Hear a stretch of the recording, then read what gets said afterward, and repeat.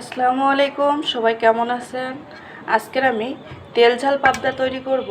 তো তেল ঝাল পাবদা তৈরি করার জন্য প্রথমে আমি পাবদা মাছটা খুব সুন্দর করে পরিষ্কার করে ধুয়ে নিয়েছি। এবার আমি এতে পরিমাণ মতো লবণ আর হলুদ গুঁড়ো মাখিয়ে কিছুক্ষণ রেখে দেব।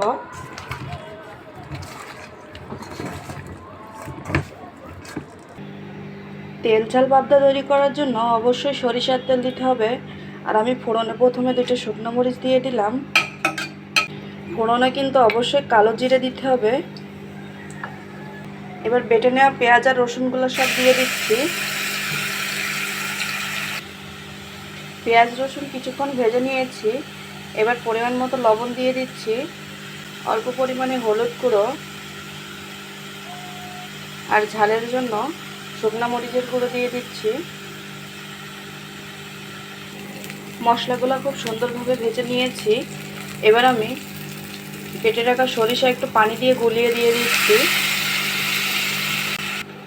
সরিষা বাটা দেওয়ার পরে বেশিক্ষণ কষাবো না, তাহলে তিতে লাগবে। তো এবার আমি মাছগুলো সব দিয়ে দিচ্ছি।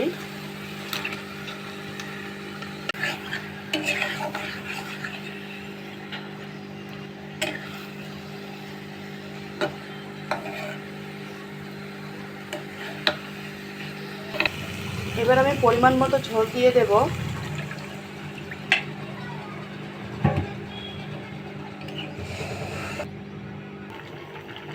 খুব সুন্দরভাবে পাবদা মাছের তেল ঝাল রান্নাটা হয়ে গেল।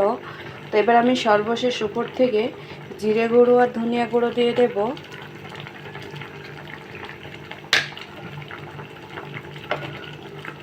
ব্যাস, জিরে গুঁড়ো আর ধনিয়া গুঁড়ো দিয়ে আর হালকা একটু ফুটিয়ে নিয়ে নামিয়ে নেব। তো এভাবে পাবদা মাছের তেল ঝাল রেসিপিটা রান্না করে খেয়ে দেখবেন, আসলেই কিন্তু অনেকটা মজার হয়। তো আপনাদের কাছে কেমন লাগলো এই রেসিপিটা অবশ্যই জানাবেন। ধন্যবাদ, কষ্ট করে শেষ পর্যন্ত ভিডিওটি দেখলেন। আসসালামু আলাইকুম।